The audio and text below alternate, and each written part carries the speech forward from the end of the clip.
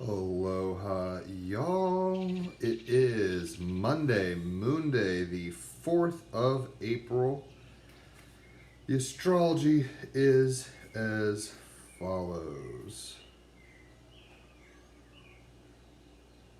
The sun is at 14 degrees, 41 minutes Aries. The moon is at 22 degrees Taurus. Mercury is at 16 degrees Aries, conjunct the sun still.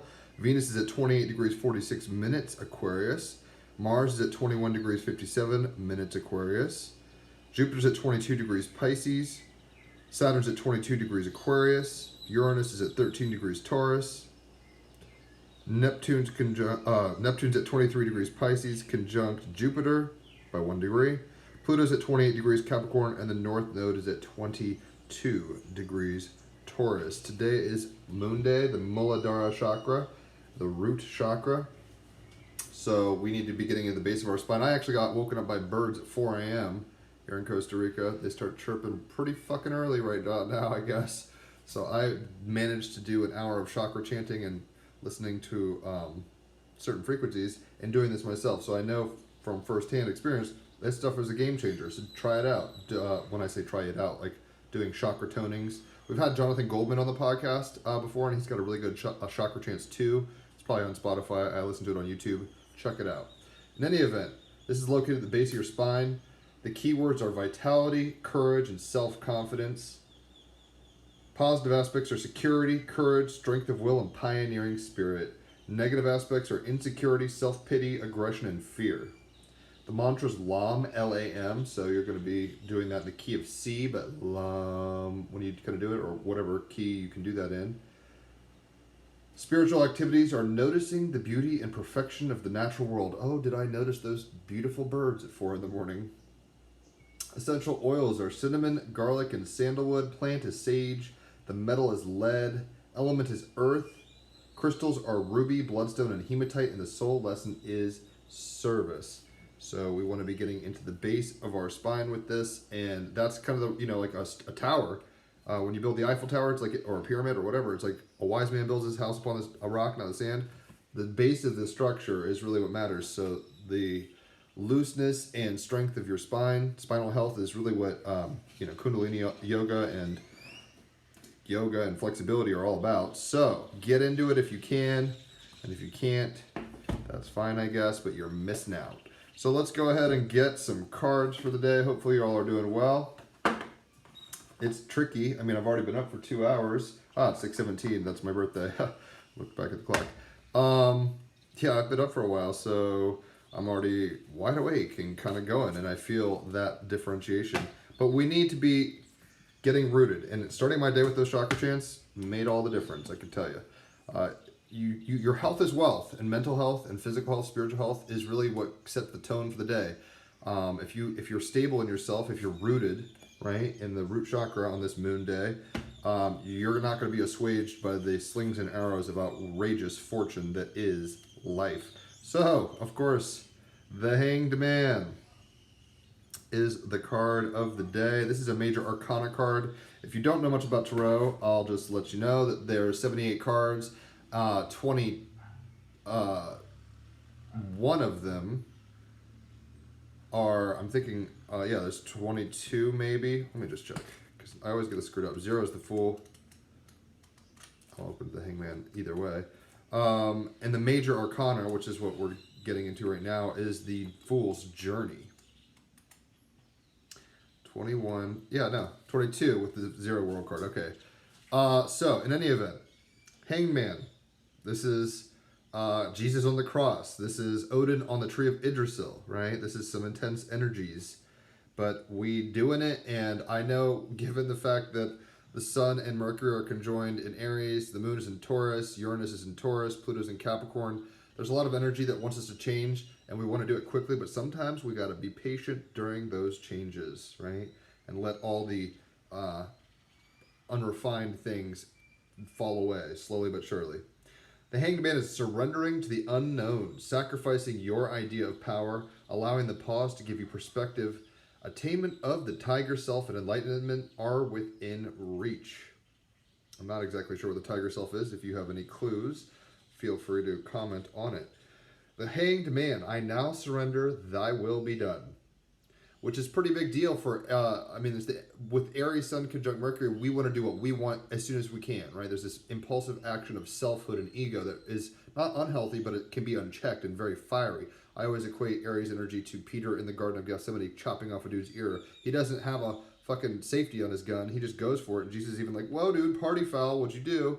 Right? So sometimes we need to have that quiet, pregnant pause. In the eye of a hurricane, there's silence, or it's quiet, or whatever the fuck he's saying in Hamilton. We need that because we're being tossed around in a hurricane of energetics and life, and we have a lot to let go of. We, ascension, or growth in life, or however you want to put this, Jungian individuation, however you want to phrase this, couch this in terms, is all about gaining and then letting go, right? In a sense, we are born to learn how to die. We acquire to release, because the more you hoard, like Smog the dragon, the tighter you get, the more constricted you get, and the less free you are with this energy, the more fearful you are of letting things go, including your life, your memories, your relationships, whatever. The harder it's going to be. So we need to kind of just deal with it, just like Jesus on the cross or Odin on the tree. We kind of have to make sacrifices. And the ultimate sacrifice is one's life or perspectives, depending on how materially reductionistic one wants to get. I digress. So, I surrender, thy will be done. And with the North Node in Taurus, there's value in this, right? We might fear death. We might fear the unknown, right? South Node in Scorpio. But ultimately, we have to move through it. And these are just parts of the phases of life. Every tree rises from a sapling and drops seeds, or, however it germinates and propagates itself. And then it too dies, and the next generation flows, and it's just this kind of constant churning, right? So we have to just deal with it sometimes. I'm rambling, sorry. I now surrender, thy will be done. We are hanging in the balance. No matter how much conscious and concerted effort we are putting into moving things ahead, and trust me, I know this, I'm like, where should I get a ticket? Oh, I've got to wait for this news on playing a festival on my birthday in Costa Rica. Is it happening? Is it not? If it's not, where do I go? I don't want to get anything shoved up my nose. Where can I go? Okay, can I get an antigen test? All right, how much does this cost? Blah, blah, blah, blah, blah. I have a ticket to Hawaii, but it's from California. Do I shove it out till later, or do I go to Hawaii and try to make another start there in Honolulu or another island? A lot of energy for me, right? But I've got to kind of just take a chill pill. So I know y'all are feeling this too. Like, oh my gosh, what's happening with Russia and Ukraine? Oh my gosh, is crypto going to blow up or collapse? Oh my gosh, America's going through its Pluto return. Will we survive this? Oh my gosh, the Western world is losing its soul but gaining the world. What's happening? Right? So we're in this kind of crazy place right now. We're hanging in the balance. No matter how much conscious and concerted effort, which is very Aries Sun conjunct Mercury, conscious and concerted effort, are we putting into things moving ahead, it's one step forwards, two steps back, very Moon and Taurus, an incredibly frustrating and disheartening experience. Depicted here as an upside-down, theatrical confidence trickster, an artful dodger and raconteur, the Hanged Man has lived successfully by his wits until now. Life has caught up with him. Trapped, suspended, upside down, he is seen hanging with a weight at his head, dangling over a precipice. Very Pluto and Capricorn, America going through its Pluto return, right? Where it's like, we've had a real good go of it, colonizing and imperializing the natural world and economies and populism, TV shows, Hollywood, whatever. Are we going to survive this? Is karma going to catch up with us? We're slowing down, right? It doesn't, I don't know about y'all, but there's no city in America that feels like that's where it's at. It's like other countries are starting to come up, and other cities are starting to come up, and America feels like it's just like stuck in the 80s doing strip mall parking lot kind of drive-through life or whatever. Hence me being in Costa Rica for a little while. So, life has caught up with him, trapped, suspended upside down. He is seen hanging with a weight at his head, dangling over a precipice. The lightning that is stringing him up is symbolic of the power of nature to intercede. Uranus and Taurus, right? North Node in Taurus, Moon in Taurus. We have a nature, we have an embodiment, but it does get electrified and charged and jostled all the time. Fractal kind of chaos math reality. Life has a habit of intervening, showing us where we are out of balance, to wake us up and bring us back to our senses. The drive to survive, can you say it any louder? Muladhara chakra, the root chakra, the drive to survive. The drive to survive, to push our limits, Sun and Aries, to succeed no matter what, North Node Taurus, Moon and Taurus, kind of shadows. I want comfortability and success no matter what. trying to control life, Saturn in Aquarius, pushing against life, very often results in life pushing back. The unconscious will often present the imbalance in our dreams as a warning, and if we repeatedly don't listen, Jupiter conjunct Neptune, dream time is very big right now. I don't know about y'all, but my dreams have been ratchet. And if we don't pay attention, right, to these dreams, and if we repeatedly don't listen to those dreams, it will stop us in our tracks. Our health suddenly fails, or we have an accident so that we are literally forced to stop and take stock. In the artwork, the Hanged Man is losing the gold, the riches that have filled his pockets, Moon in Taurus. The falling away of all that he has acquired and accumulated, Pluto in Capricorn, right? Stripping and transformation of the world itself, all material things. Uranus and Taurus, the electrocution of value itself. Caught by lightning, Uranus and Taurus, he is in a precarious position, and should he struggle, he'll very likely come crashing down to earth. Resistance is futile. When our lives are turned completely upside down by events, we are forced to surrender. It's no time to become impatient and negative, digging deeply into failings, but rather give up the struggle. There is little we can do out there in the physical world to shape our destiny. Instead, we must go within and make peace with ourselves, hence us doing chakra chants and chakra work and energy work. It does behoove one to like exercise, eat well, try to keep a smile on your face, keep positive, all this stuff in the material world, right? But ultimately, there's even energetic work that needs to happen that then begets a reality outside of yourself that changes and transmutes. You must go within and make peace with ourselves. Neptune conjunct Jupiter. Go the spiritual path. I mean, he's losing some worldly gains, right? But he's gaining enlightenment. Like Odin lost an eyeball. Sucks. Jesus lost his body. Sucks. Resurrected. Oh my gosh, now you're the all God and all-seeing eye God, or whatever happened with that. Hanging upside down, life is seen differently, akin to the practice of yoga inversion. The blood flow is reversed, flowing back to the heart. We feel it differently too. Dangling upside down with lightning flaring at his feet, physical pain may also be a pathway into the physical body and its vulnerability. And I'm starting to realize, as I'm 36, almost 37, like I need to get into yoga, not because it's a hip, cool thing to do, because I need to stay limber and embodied. I don't know about y'all, but it's like, I'm in this meat suit, I'm in this bitch, and I'm not always being the best steward of it after years of skateboarding and drug and alcohol abuse and sedentary living and stuff like that. Dangling upside down with lightning flaring at his feet, physical pain may also be a pathway into the physical body and his vulnerability. Vipassana meditation, one of India's most ancient meditation disciplines, which uses the breath to scan the body, is powerful in reshaping the perception of pain, physical or mental, as merely a transient sensation. This too shall pass. The Hanged Man suggests you are being forced to take time out and look at your life from a different perspective, reconnecting with your bodily intelligence and heart, leaving external concerns. Travel within, question and ponder the greater spiritual principles and laws that are in motion. Saturn in Aquarius, right? Conjunct Mars. It's time to really kind of reassess how we operate in the world mentally, and rewire our kind of game plan. Neptune conjunct Jupiter. Are you dreaming the most beneficial dream for you and all? In a weird new age kind of paradoxical way, we always are, but in a sense you can choose to get off the ride and go on a new ride, or you can stay, you could become a master of the fucking merry-go-round, or you can check out a few roller coasters, but sometimes you have to sit in line and wait for the next ride, and that's kind of what this is. So, traveling within, questioning and pondering the greater spiritual principles and laws that are in motion. Valuable lessons are there to be learned, right? You don't just always go in breath. It's like there's a stillness, an out breath, an in breath. It's both and. You're a toroid of being, right? So it's not just stimulation and growth and excess and joy only. It's like sorrow and suffering and pain and silence and death happen too. And we have to be okay with all these lessons learned through them. Voluntary sacrifice, giving up the chase for worldly goods and experiences, right? Like kind of silent retreats or whatever, kind of stilling oneself. Significance and power may voluntary sacrifice, giving up the chase of worldly goods and experiences, significance and power may arise. The survival of the egoic self is handed over to the higher self for a selfless purpose. The Hanged Man, surrendering to the unknown, sacrificing your idea of power. So sometimes we're like, I'm just going to push through. I did this the other day, and you can't really see it right now, but on the back of my pinky is a blister that has healed over. I had 2.5 hours of trying to break up cement.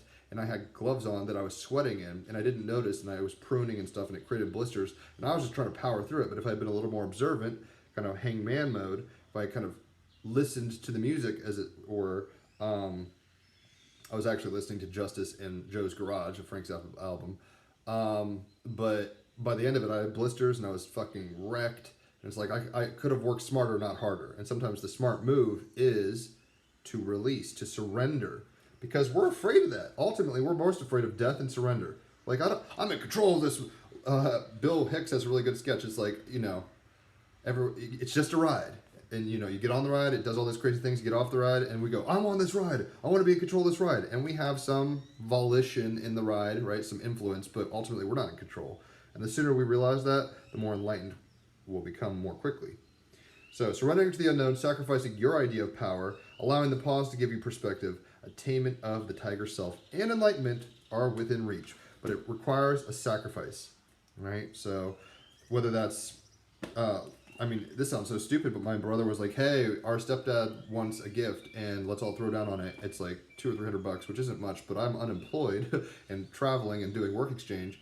And I have some savings, but it's a little different when you're unemployed, right? So I pitched in, and that was a little sacrifice. Hopefully he has a good time. And in a weird way, hopefully me releasing some of that money allows for both awareness or other opportunities to come in, right? We're not just doing it for ourselves, but hopefully some of these energy exchanges yield fruits, because that's kind of what happens. It's not just, it's a cliche in a sense when if you get what you give, in a sense, right? Because it's true, not because it's convenient. So we've got the Knight of Pentacles, Moon in Taurus. If you're a Pentacle, you're a Taurus. This is why I'm saying this. Taurus, Virgo, or Capricorn. And Knights are, in this, about action, about movement. So very Moon in Taurus, Aries, Sun, right? Where this is the clarifying card, I should say. So what are we having to do? We're having to aggressively reassess our values, our world, our bodies, our health.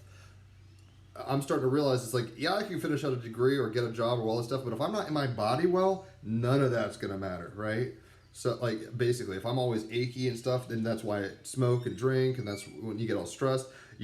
Sometimes you just got to take a sabbatical and be like, you know what? Life is on pause, and I need to reassess my values and stand up for my rights. And in this sense, the right of health, right? You need to stand up for building up from the base up your values. So this is the fiery, right? The Aries Sun conjunct Mercury, rather. Part of Earth, Moon and North Node, and Uranus and Taurus, Pluto and Capricorn. I'm holding up both cards, I don't know why. So I consistently create my empire. And sometimes, 2 steps forward, 1 step back. Sometimes empires have to have a pause. And even all empires, they build, hit a golden age, and then decline. And then a new empire takes over. Same as the old boss. Meet the new boss, right? This is the song that never ends. So I consistently create my empire. Mapping out the plan for the phases of your life's adventure. Maybe that's what you can do on your respite while you're hanging upside down. Developing systems to keep your passion intact. Because Saturn in Aquarius is trying to make it so we re-engineer our life for the highest good. And North Node in Taurus is saying the value has to be there. And if it's not valuable, maybe gold is pretty, but is it actually valuable? I mean, this is a weird argument because gold has some value, but it's like shiny metal, right? Ultimately, it's like food is more important than gold at some level. I know gold gets food, but it's like, can you provide for yourself? Because having a coffer full of treasure versus having a sustainable kind of source of health which is more valuable. That's why people, who are rich as fuck and have cancer, terminal cancer, like, I wish I could buy my way out of this, but I can't, right? Because they feel trapped and they haven't learned how to let go of their body, possessions, whatever, and they're getting zapped by the judgment of life. I digress. So we need to be really planning, plotting, course correcting, maybe is the best way to put it, right? The phases of our life's adventure. Developing systems to keep these passions intact. Developing patience. This too will pass, right? Enjoy the journey you are on. And the best way to enjoy that is to learn how to free yourself of fear. And I've got to do this. I'm afraid of certain things. Losing my fiance, losing my musical skills, losing my ability to express myself or connect mentally with other people. I'm a pretty introverted person, surprisingly, but these are, I do find art and culture and film and music and poetry and conversation stimulating. But I'm gonna have to learn how to be silent and quiet at some point, and then I'll really appreciate the savory fruit. As somebody who's been vegan for a while, but also like more poor than not, for the past few years I've been on food stamps and kind of doing this super poor vegan mode. Having mangoes or fresh pineapple here, just the little things, man, it makes you pause and be very grateful. And it's like, you know what? I have everything I need. Consider the birds, consider the lilies, and then when you start considering them, you fight for the things you actually value, North Node and Taurus. But we want to be careful that with this Knight of Pentacles as the clarifier, we want to be careful that we're not just moving and making a bunch of sound and noise and fury signifying nothing, right? We want to take pauses and reassess, balance our checkbooks. There's a positive polarity to this where it's like, hey, there's things to defend, but make sure you're not just defending the things you need to let go of. And that's real talk, because our biggest fear is surrender. Like, don't fear the Reaper. What is that saying? It's like, don't fear death, right? Don't fear Pluto and Capricorn, your world being destroyed.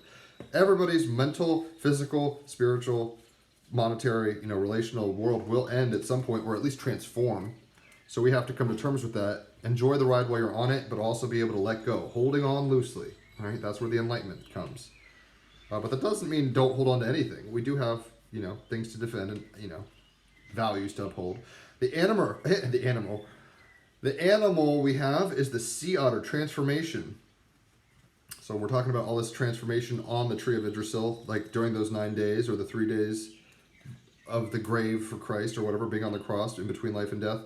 A lot of transformation was happening in their perspective and mission, so to speak. So, sea otter. Transformation. Transformation is a true constant if we allow it, right? It's always happening. The Tao is electric as fuck.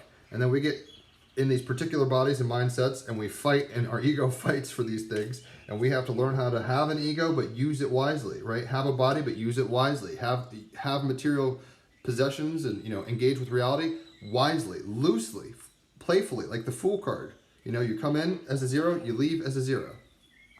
Transformation is a true constant if we allow it. Neptune conjunct Jupiter, submit to the flow. We can change our future and learn from our past, and that's probably what he's doing on the tree of Yggdrasil, right? Where he's really assessing. It's like, where have I been? Where do I want to go?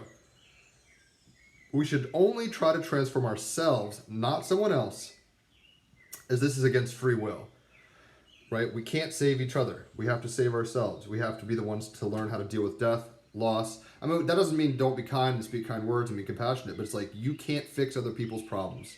They have to be alchemized themselves. We're all alchemists. We're all going through it. So that, you can't do the work for others. Do not judge others too quickly or harshly. Mercury and Sun conjunct in Aries. Saturn and Aquarius conjunct Mars. Relax a little and rise, right? This is maybe the positive version of this. Relax a little. Take a vacay. Tune in, tune off, and drop out kind of mode, and ascend, right? Relax a little and rise. Mythos. This dog is so territorial. Mythos. The Welsh goddess Ceridwen was a master potions maker and a queen of transformation. She was often busy over a huge cauldron that contained great bubbling potions to heal, change, or create. Ceridwen had a son, Morfran, who was very ugly. Point blank. Although she could not change this, she decided to magically grant him deep wisdom as a kind of recompense. To do this, though, took much time and expertise, right? Hanged man, kind of hurry up and wait, gotta make this potion. Took much time and expertise, and the potion was complex and had to be boiled and stirred nonstop for a year and a day. Should the potion grow cool or stodgy, it would fail. The potion was also very dangerous. Only the first 3 drops imbibed would work, and the rest would kill instantly. To help Ceridwen, she found a young boy, Gwion, who had to stir and keep the fire burning when she could not. On the last day of brewing, in the early morning, when Gwion was stirring the pot, the cauldron bubbled some 3 drops of the hot potion onto his thumb. Without thinking, he licked the potion from his thumb and instantly became wise. All of the wisdom meant for Morfran flowed into Gwion. Frightened and knowing that Ceridwen would be angry, right? Some Mars energy, Aries and Sun and Mercury, Aries and Mercury, and God, I can't say this. Sun and Mercury conjuncted Aries. There we go. All this kind of like, I'm going to fight you for this. Knowing that she'd kick his ass, right? Frightened, fearful, not in his root chakra, perfectly balanced, kind of being like, holy shit, I'm going to have to fight for my life now, dear God. Knowing this, Gwion ran away. But Ceridwen saw what had happened and chased the boy. The potion made Gwion magical and he was able to transform into a hare, but Ceridwen turned into a racing greyhound to catch him.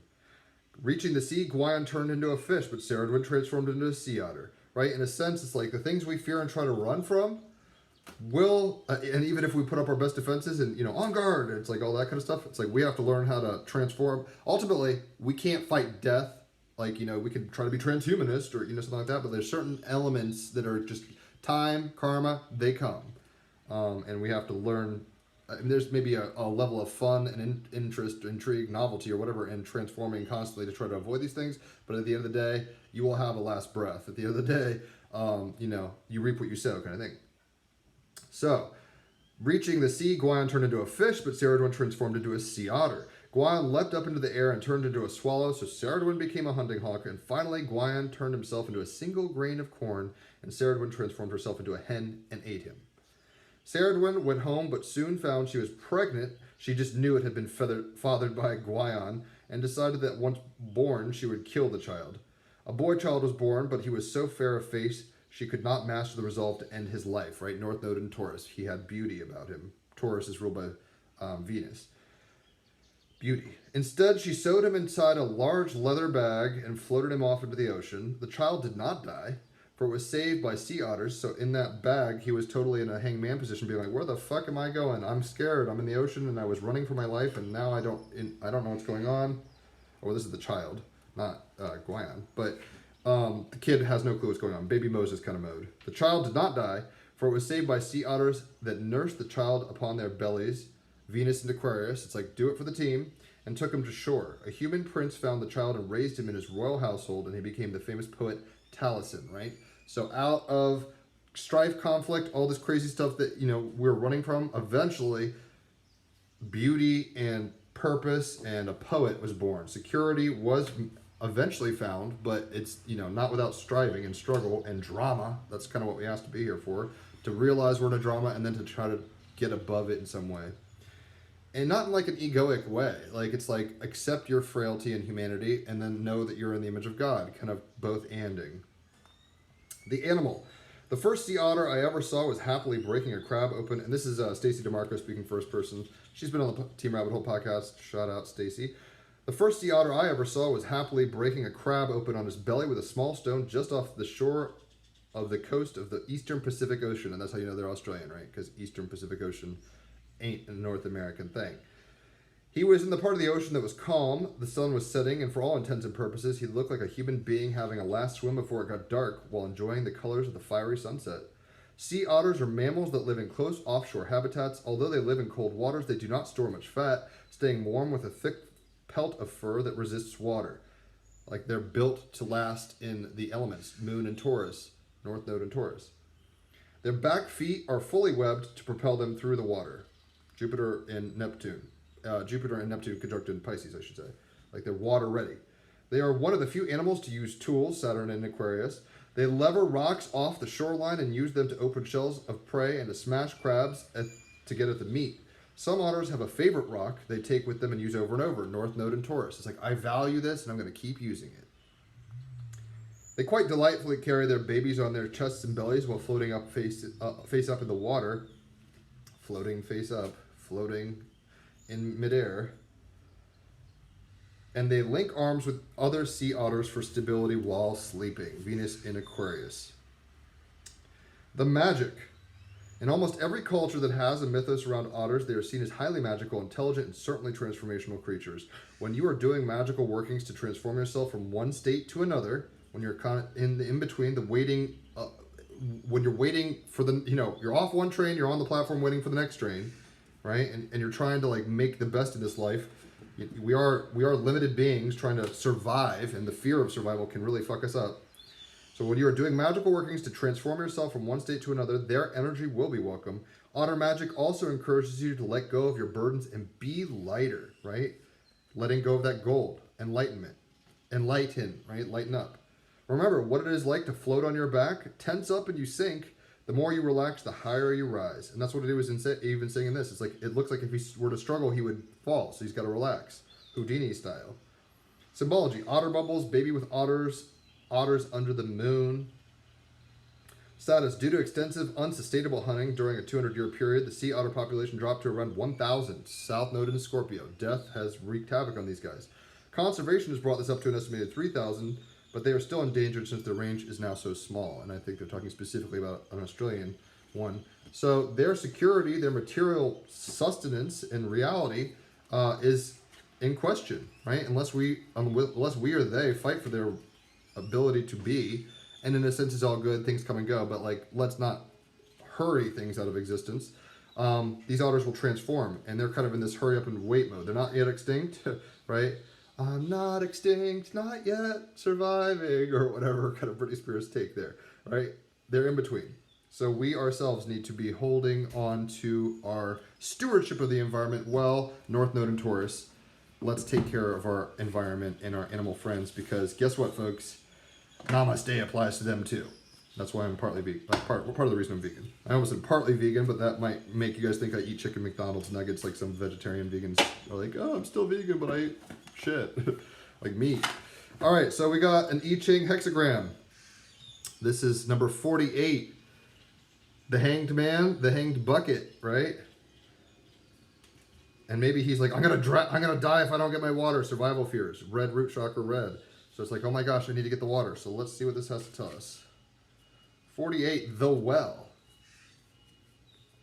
The well symbolizes a deep and inexhaustible fullness of being from which every person creates meaning in life.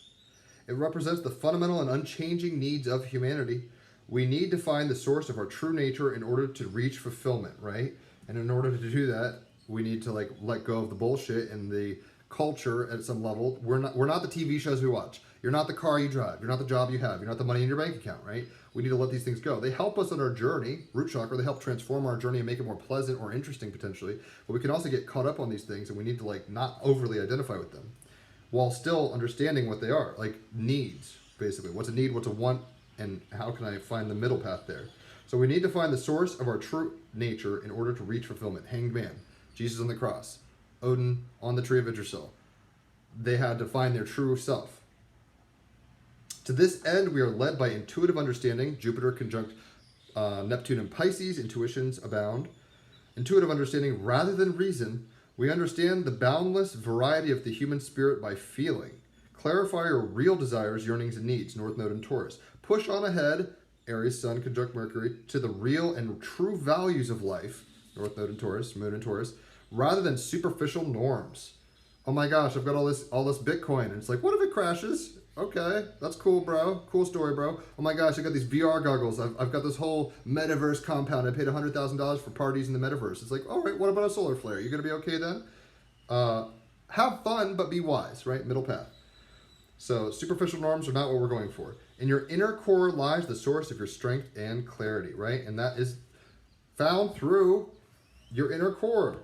Like, it's not your conditions ultimately, though they, as you know, reality is an illusion, albeit a persistent one, as Einstein would say. So we need to get to this core place. This is between places, between poles, right? It's like not dead, not like easy going. And we need to transform ourselves. And basically what we're clinging to, what we're fighting for in the material, Knight of Pentacles. Some things are worth fighting for, North Node and Moon and Taurus, Uranus and Taurus, but we need to really radically electrify our vision of what is valuable, because maybe to save your life, you got to drop that gold. You guys have seen movies or something where someone's like Indiana Jones and the Last Crusade. The chick really wants that goblet, the Nazi chick, and she loses her life trying to reach out and grab the gold, right? If she was the hanging woman, dangling on the precipice. She made a choice, and she fought like a little Nazi for her material gains and worldly success, and ultimately that transformation led to her death. It's her karma, whatever. She was dangling over the well, but if she had known her true value and known that the Holy Grail and the chalice are your cerebral spinal fluid and the kingdom of God within, she wouldn't have been fearing for the wealth and pushing for that kind of shit. Probably wouldn't have been fucking around with Nazis either. Call me crazy. So, let's get one more card and then I'm gonna talk to my fiance. Ooh. This is one of the more radical cards, Uranus and Taurus all the way. So we've got bismuth. And you can quantumly entangle with this. You don't have to own it. I don't, but you can totally know that as within, so without, as above, so below. Like, we're part of this whether we own it or not. It's out there, and that means it's a part of us, and we can apprehend it just quantumly, mentally, etc. What it is, an iridescent crystalline metal with a stair-step structure that forms when liquid bismuth cools. Very Saturn and Aquarius, right? Structure that's like weird as fuck. Saturn and Aquarius. Bismuth's energy is focusing, conductive, and awakening, right? So with the cards of the day, we're really getting the focusing is the Knight of Pentacles, right? We need to attack and focus, but we also need to be conductive to the electricity of change that transforms us as we dangle like this little thing over the well, reaching into our inner sanctum for the gold, the real gold, not that fool's gold, not the stuff the stock market says is valuable. That's the awakening. Who needs it? The easily distracted, burners, like Burning Man people who are very bored, and that can be a problem with Neptune conjunct Jupiter, where we're kind of easily distracted and kind of just daydreaming our day away. Where to put it out? Where to put it? On your desk in Silicon Valley and in your utility belt in Black Rock City. So it's for, kind of hippie and cutting edge types. When to use it? For those looking for some psychedelic influence without swallowing the red pill, TEAMrabbithole stuffs. Lie on your back and take 10 or 100 or 1,000,000 powerful breaths through your mouth with bismuth placed on your forehead. Then break out of tired gray thought patterns and get en route to a more colorful, energized life. It says rewrite your code with rainbows. And that's rainbow body rewriting is what we're trying to do. I mean, we have a form and we're ascending into basically a crystalline rainbow body form. We need to know what to hold on to and what to let go of, right? Because ultimately what we really need is in the depths of us. The powerful transformation comes through the pain and the hurtful experiences. So don't fear that, and that's easier said than done. Trust me, I know. Some things I never want to let go of, and I'm afraid of letting go of. But sometimes, even the process of the prospect of having to let something go shows you your character and where you can grow. So we want to fight for what we need, not what we just want. We're transforming in this life, digging deeper, drawing deeper into the well of consciousness and of being, realizing that not all that glitters is gold, and sometimes, the road to glory is paved with agony and suffering and confusion. But that ultimately rewrites our codes and with rainbows. So you enter your rainbow body, and if you know all the colors of the chakra, it's Roy G. Biv. It's the rainbow. It's all the way up. You are a tonal spectrum holographic fractal. You are a crazy little freakish entity, just like this bismuth, and you should remember that. You come from higher places, and you've been dipped down into the dream. We're spiritual beings having a material experience. And the more you hold on to the video game, I mean, it's like somebody who puts on VR goggles and then forgets to actually eat food or actually breathe. They get so immersed in the dream that they take it too seriously.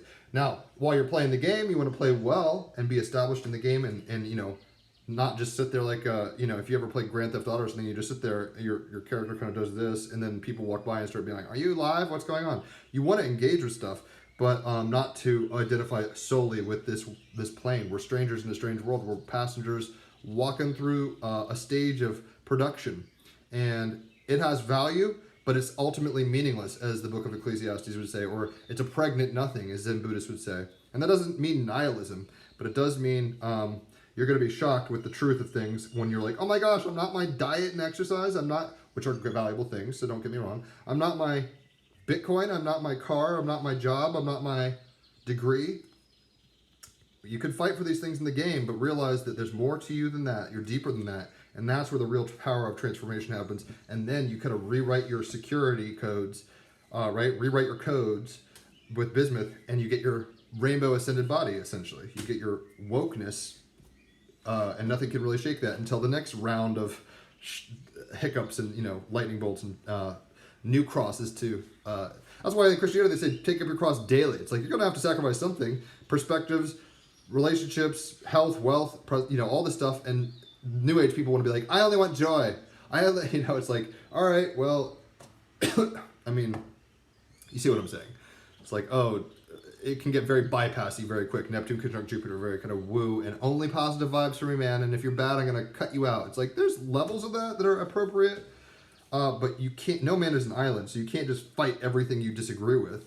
That's not how you transform, right? And maybe some of the things you even cling to are not for your best. So you have to rewrite your code with bismuth and be willing to love your enemy, be willing to be grateful during persecution and famine, and be, find the cup half full. And that's when your rainbow body really kicks in. So hopefully you've enjoyed this. If you have, like I said, Team Rabbit Hole podcast, I didn't say it yet. Team Rabbit Hole podcast is almost 300 episodes deep. We've had a lot of interesting guests and conversations over the past few years, so check that out. Leave a tip if you feel so inclined. Holler for readings, $33 for an hour of cards like this for you. $88 for 3 hours of astrology for you, and you'll become a little mini astrologer and kind of know what the fuck's going on with yourself natally, your charts, and what planet means what, and what tarot card associates with it, stuff like that, body parts. It's kind of a 101 crash course on astrology and your chart.